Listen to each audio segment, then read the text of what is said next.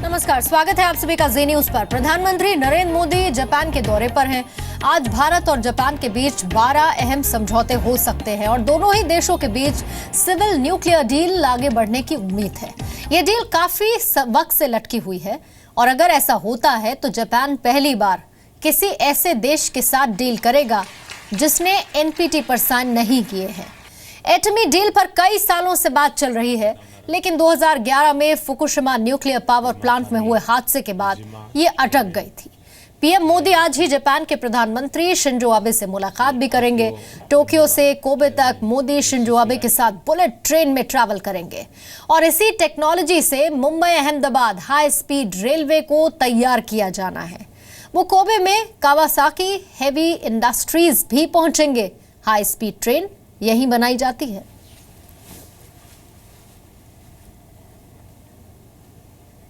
PM Modi ने आज सुबह टोक्यो में जापान के किंग अकिहितो से मुलाकात की और इसके बाद इंडो जापान फोरम के बिजनेस लीडर्स और कई कंपनियों के सीईओ से भी मुलाकात की। मोदी ने कहा कि भारत में फिलहाल इन्वेस्टमेंट के बेहतर मौके हैं। वहीं जापान भी चीन को पीछे छोड़ने के लिए भारत के साथ 6 और रूट पर बुलेट ट्रेन डील करना चाहता है। आपको ये भी बता दें कि मोदी अब एनुअल समिट के दौरान अपने काउंटर पार्ट शिंजो आबे से मुलाकात करेंगे और इसी दौरान 12 समझौते होने हैं। सिविल न्यूक्लियर डील होने की भी उम्मीद है। जापान दौरे पर गए पीएम मोदी ने कहा कि मेक इन इंडिया और मेड इन जापान ने मिलकर कमाल कर दिया है। पीएम ने कहा कि एशिया के विकास में भारत और जापान की भूमिका अहम है।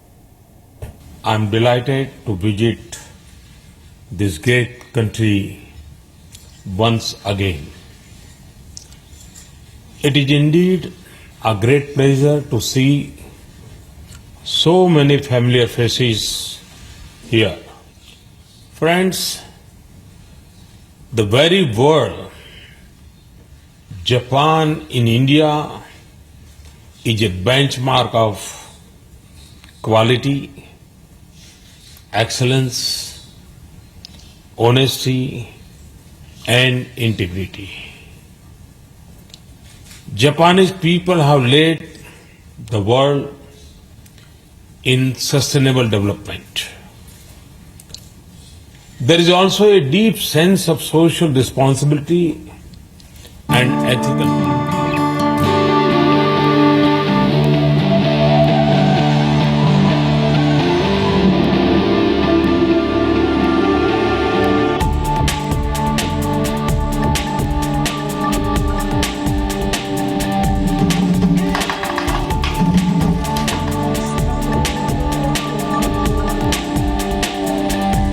जब बात दो देशों के प्रधानमंत्रियों की हो तो दोस्ती का ऐसा रंग कम ही देखने को मिलता है।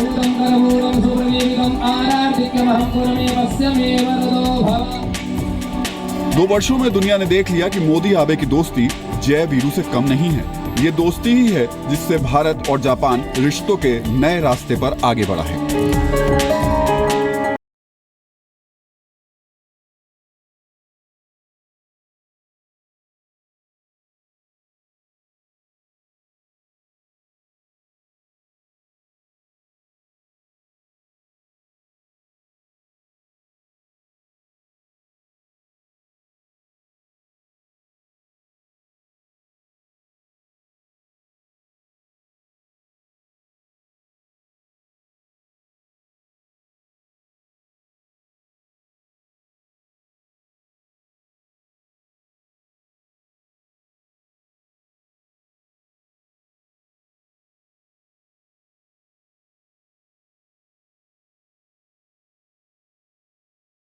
जापान ने दूसरे विश्व युद्ध के दौरान परमाणु बम की पीड़ा को झेला, वो जापान भारत को मुस्कुराते हुए परमाणु तकनीक सौंपने पर राजी हो गया है। भारत ने परमाणु अप्रसार संधि पर हस्ताक्षर नहीं किए हैं, लेकिन फिर भी जापान भारत के साथ सिविल न्यूक्लियर डील करने जा रहा है। जापान के इस भरोसे के पीछे है परमाणु अप्रसार को लेकर भारत का शानदार रिकॉर्ड। दोनों देशों के बीच परमाणु समझौता होते ही जापान भारत को न्यूक्लियर रिएक्टर्स बेच पाएगा। ये रिएक्टर रेडियो एक्टिव यूरेनियम से बिजली बनाएंगे, जिसके बाय प्रोडक्ट्स के रूप में प्लूटोनियम पैदा होगा। प्लूटोनियम से परमाणु बम बनाए जा सकते हैं। लेकिन जापान जानता है कि भारत की दोस्ती का सार है प्राण जाए पर जापान न जाए। भारत अपने कुल ऊर्जा उत्पादन में न्यूक्लियर एनर्जी के 3% हिस्से को बढ़ाकर 25% करना चाहता है। न्यूक्लियर एनर्जी को ऊर्जा का स्वच्छ जरिया माना जाता है, जिसके इस्तेमाल से कार्बन उत्सर्जन में कमी आएगी। टोक्यो से प्रधानमंत्री मोदी जापान के कोबी शहर तक शिनकेनसेन बुलेट ट्रेन से यात्रा करेंगे। जापान का हाई स्पीड रेलवे शिनकेनसेन सिस्टम के तहत ही मुंबई अहमदाबाद के बीच हाई स्पीड कॉरिडोर बन रहा है। इस कॉरिडोर पर जापान की मदद से बुलेट ट्रेन दौड़ाई जाएगी। लेकिन पूरी दुनिया की निगाह होगी भारत और जापान के बीच होने जा रही न्यूक्लियर डील पर। यह न्यूक्लियर डील दोनों देशों के बीच भरोसे की ऊर्जा को कई गुना बढ़ा देगी। लेकिन जापान के प्रधानमंत्री को अपनी संसद से इस डील पर मंजूरी लेनी होगी। भारत जापान की दोस्ती वाली बुलेट ट्रेन में न्यूक्लियर डील वाला डिब्बा तो जुड़ेगा ही, समुद्र में भी भारत और जापान की दोस्ती गहरी होगी। जापान, अमेरिका और भारत मिलकर हिंद महासागर और साउथ चाइना सी में चीन की दादागिरी को रोकने की कोशिश कर रहे हैं और जापान इसमें खुलकर भारत का साथ दे रहा है।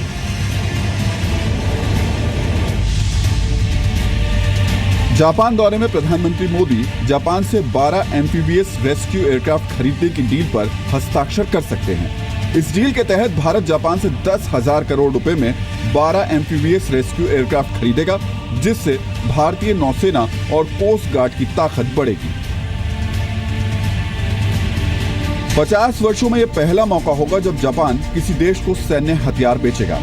इसके अलावा पिछले 2 वर्षों में जापान और भारत के बीच कई तरह के समझौते हो चुके हैं, जिनके तहत जापान स्मार्ट सिटी बनाने और गंगा की सफाई में मदद करेगा। इंफ्रास्ट्रक्चर और स्किल डेवलपमेंट में जापान हर मदद करेगा। रक्षा उपकरण और तकनीक में दोनों देश एक दूसरे का सहयोग कर रहे हैं। इसके अलावा समुद्र सीमा की सुरक्षा और साइबर क्षेत्र में साथ मिलकर काम करने पर भी जापान भारत तैयार हो चुके हैं। 2014 में नरेंद्र मोदी ने जापान का दिल जीत लिया था। जिस तरह से वो जापान के लोगों से मिले, वो किसी के लिए भी अद्भुत था। उन्होंने शिंजो आबे के साथ बैठकर जापानी परंपरा से चाय पी, स्कूली बच्चों के बीच कृष्ण की कहानियां सुनाई, आबे को अपना परम मित्र बताया और दिसंबर 2015 की सर्दियों में जब शिंजो आबे भारत आए, तब भी दोनों देशों के बीच दोस्ती की गर्माहट बरकरार रही। और अब एक बार फिर भारत जापान दोस्ती की ऐतिहासिक कहानी लिखने वाले हैं। ब्यूरो रिपोर्ट, जी न्यूज। तो एक तरफ प्रधानमंत्री मोदी जापान में हैं, दूसरी तरफ रक्षा मंत्री मनोहर पर्रिकर ने एक ऐसा बयान दिया जिसने पाकिस्तान के होश उड़ा दिए। रक्षा मंत्री ने कहा कि भारत ने पहले एटमी हमला करने के विकल्प खुले रखे। I should say I am a responsible nuclear power and I will not use it irresponsibly. सुना आपने, ऐसा बयान भारत के किसी बड़े मंत्री की ओर से पहली बार आया है। देश की रक्षा के लिए भारत के बदले रुख का संकेत मान सकते हैं आप इसे। कल रक्षा मंत्री मनोहर पर्रिकर ने साफ साफ कहा, भारत एक जिम्मेदार एटमी ताकत है, लेकिन परमाणु हथियारों के मामले में नो फर्स्ट यूज पॉलिसी से देश की ताकत कमजोर होती है। इसीलिए दुश्मन को चौंकाने वाली रणनीति होनी चाहिए। I should say I am a responsible nuclear power and I will not use it irresponsibly. This is my thinking. Some of them may immediately tomorrow flash. Parikar says that nuclear doctrine has changed. It's not change in any government policy.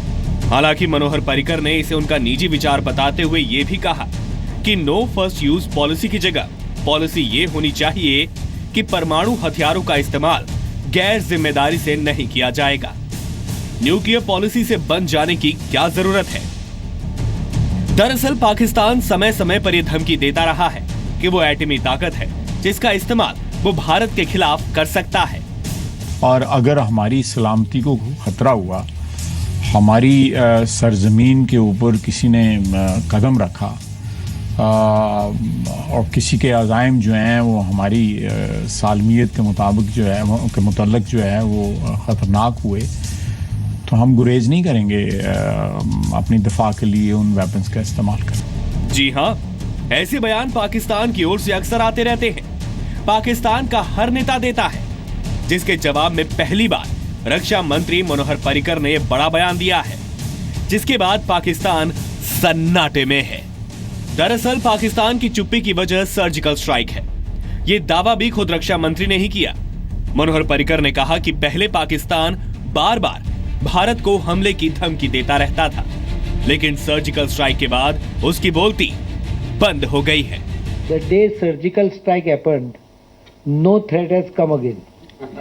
Have you noted it? I don't know whether the media has noted it.